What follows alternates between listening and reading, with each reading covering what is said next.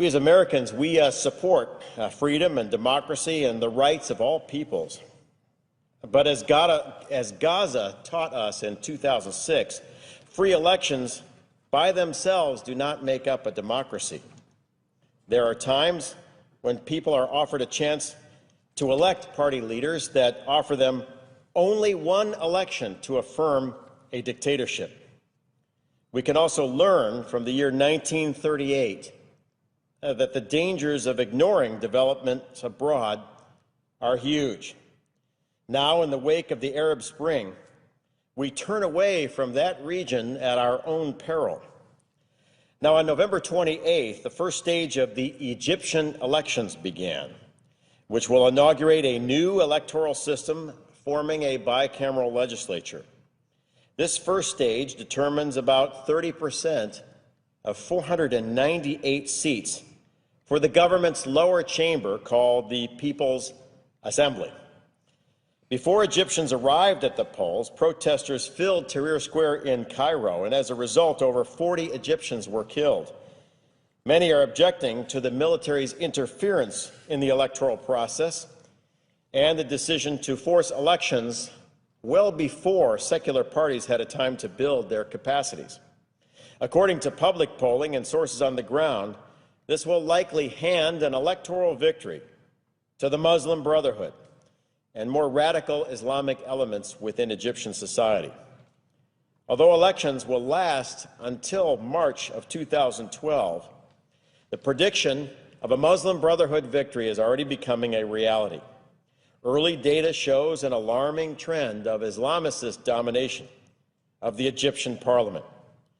On December 5th, the High Electoral Commission announced that leaders of the Freedom and Justice Party, that's the political arm of the Muslim Brotherhood, had received a plurality of 36% of the vote, while the secular Egyptian bloc had gained less than 12%. When we include the runoff elections, which took place last week, it appears that the Muslim Brotherhood has won 73 out of 150 seats, or 49% of the currently contested outcomes. This is the same party that led a pre-election rally of 5,000 chanting, quote, "One day we shall kill all the Jews," and another quote, Tel Aviv, Judgment Day is coming." While many expected the Brotherhood to do well, there were other surprises. Salafist parties made up of anti-Western hardliners who follow a particularly radical version of Islam are also faring particularly well. Surpassing predictions, they received 24% of the vote in the first round. Importantly, these elections also included so-called liberal districts of Cairo and the Mediterranean port city of Alexandria. The weakness of liberal parties, namely their inability to reach out to voters effectively with a serious agenda, is now fully exposed. Islamicists are taking full advantage of deeply rooted networks that extend from the mosques into Egypt's poor districts, and their grip in the traditionally conservative areas of Alexandria proved particularly tight. And these areas are also home to a majority of the Coptic Christian community. It's clear that if Islamist parties and candidates continue their currently won gains in other elections, they will capture 60% of the national vote in Egypt. This will situate the new Egyptian parliament around deep ideological differences between Salafis and the Muslim Brotherhood and liberal groups, making the Brotherhood the power brokers between Egyptian left and right. Now, what does this all mean?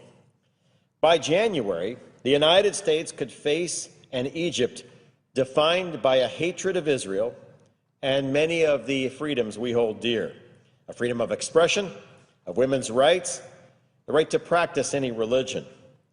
This Egypt counts Iran as a friend and poses a threat to the Camp David peace accords, which have served as the cornerstone for Egypt's strategic position for 30 years. Do we expect that an Islamist-led Egypt will prevent weapons from arriving in the hands of Hamas? Will an Islamist-led Egypt help preserve a free South Sudan? Will an Islamist-led Egypt act to protect Coptic Christians, who make up about 10% of Egypt?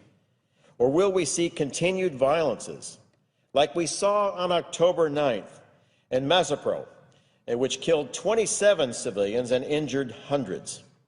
Will an Islamist-led Egypt do what we expect with more than $1 billion of U.S. foreign assistance? Will they continue to share intelligence and to work against terrorism? These are all questions that may become critical issues for the national security of the United States very shortly.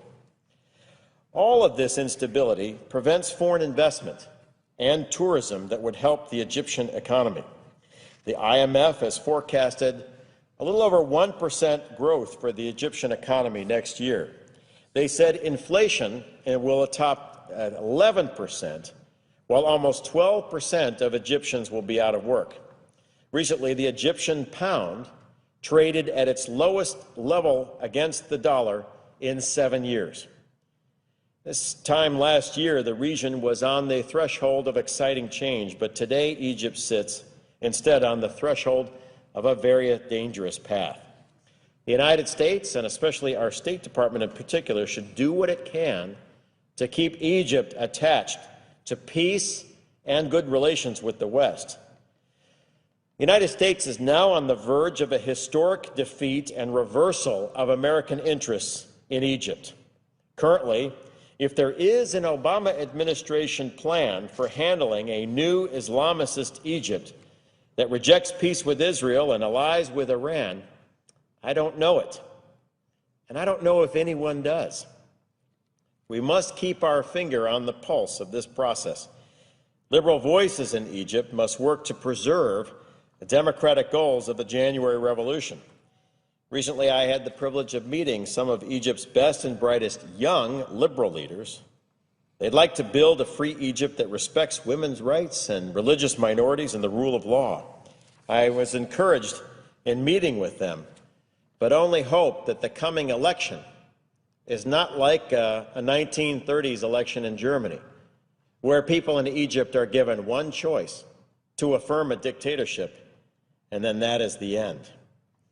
If a radical Islamic government rises in Egypt, one that disavows the Camp David peace accords and no longer acts as a stable strategic partner in the Middle East, then we will look back on the recent election in Egypt and its successors in December and January as the turning point for a historic reversal of the United States. My hope is that the State Department watches this very carefully. My hope is that we have a plan to make sure this critical country stays within the U.S. orbit. But my fear is, given the recent elections in Egypt, we have already lost quite a bit of ground. And if current trends continue, then by the middle of next year, we will have a Muslim Brotherhood government in command of the Suez Canal, in charge of Cairo, the second center of learning in the Arab world, along the border of our Israeli allies, friendly to Hamas, friendly to Iran, and hostile to Europe and the United States. And my hope is, over the holidays, we work very hard and diligently with our allies, and especially liberal forces in Egypt, to make sure that that reversal doesn't happen. And with that, Mr. President, I yield back.